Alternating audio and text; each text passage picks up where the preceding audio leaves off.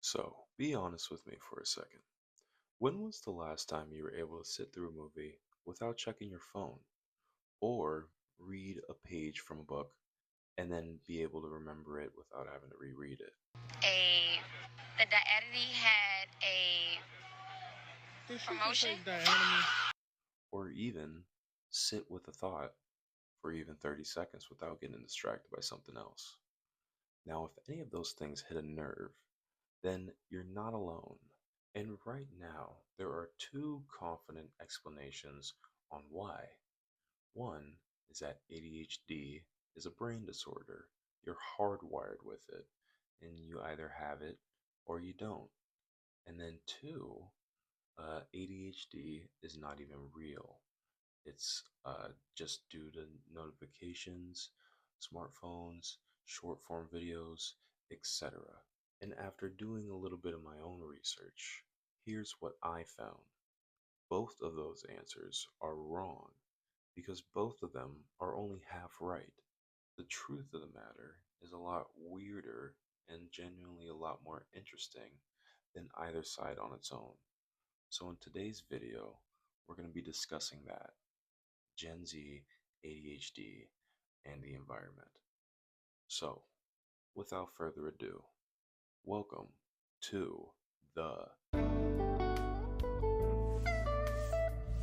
Part 1, Stolen Spotlight.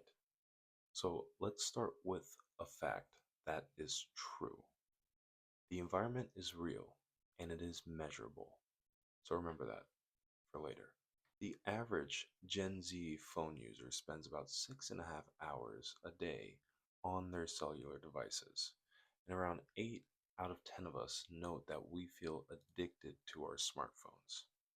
Now, in 2024, Oxford Word of the Year was brain rot, which notes, slop that we see on the internet, such as short form content, AI generated, this, that, and the other. However, in 2024, that notes that this is not a meme anymore. That's a diagnosis the culture is trying to give itself, noting that we have brain rot. And the data on this is quite staggering. Gloria Mark, who is a professor of informatics at UC Irvine, has tracked how long people hold their attention for on cellular devices and computers. And she's been doing this for the past 2 decades. Now, in 2024, she notes that people spend about 2.5 minutes on their screens. But now, in recent years, it's dropped down to 47 seconds.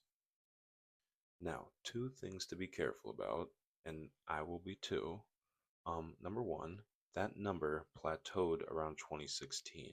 So it wasn't, like a staggering sharp drop at some point. No, it was going down, at a rate. It didn't collapse into nothing like 7 seconds, which has also been noted in other information and through media. Microsoft noted that actually. And two, she studies attention behavior in media environments. She's not saying that screens will give you a clinical diagnosis of something, but those distinctions are needed, so keep those distinctions in mind. However, here's the part that should bother you. Mark found that almost half of people's attention switching isn't even caused from notifications. It's from ourselves, as if we're just restless, like the apps installed restlessness for us, and now we're just doing the platform's deeds.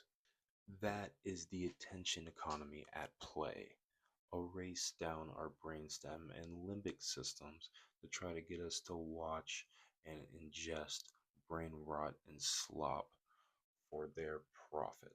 Part 2. You're not broken and ADHD is not fake. So, if our attention is getting fragmented for everyone, then the temptation is to go, ADHD is fake because this is happening for everyone. And there are a lot of big voices who are doing that right now. John Hari in Stolen Focus argues our attention was stolen by an extraction business model. And on that, he is right. Gerba Mate argues attention problems are really about early stress and trauma, and there's real signals there too. Adverse childhood experiences also correlate to ADHD diagnosis later. However, when both of them get to if ADHD is real, they lean on scientists who reject the notion of genetics and their strength is not, you know, that profitable at all. ADHD is one of the most heritable illnesses in psychiatry. In the Swedish twin registry, almost 60,000 twins put a heritability of clinically diagnosed ADHD around 88%. Across studies lands roughly 74 to 88% across all studies. So telling people that it's fake is more dangerous than not.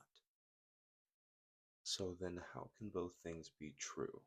How can it be deeply genetic as well as noting a powerful environment? Well, here is the key. Heritability is not destiny, it's probability.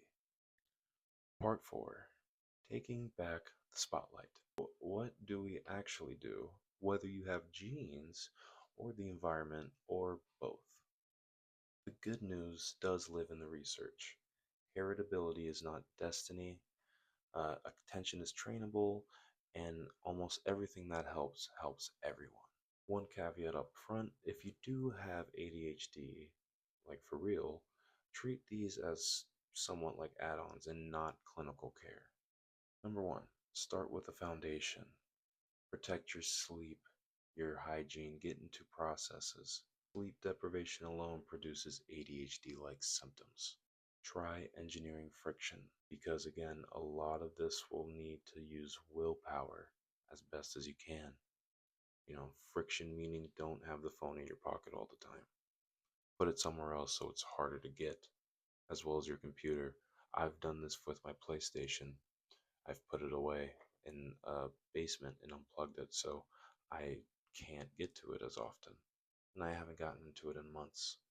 Build capacity. Exercise has the strongest non clinical evidence we've got for executive function. But real gains come from programs and consistency, so maybe 3 to 5 times a week, if possible. Rebuilding tolerance for boredom, I will try to find more answers for that, but that is also something that is important. Put your phone away and just think, daydream, just let your thoughts go without having the worry of a notification. Protecting unstimulated time can be the most important thing for you to do. Trying to rewire your brain to let them know that it's okay for there to be no noise, no sound.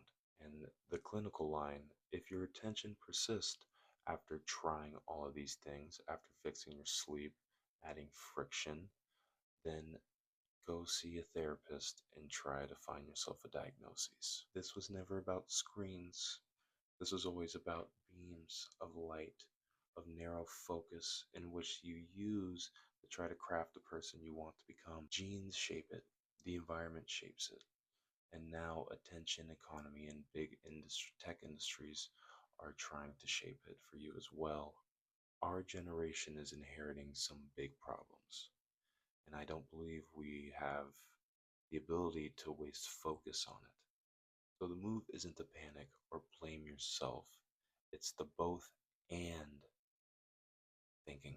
Your attention problems are real, and the environment is also causing your attention problems, which means a lot of that spotlight is yours to take back.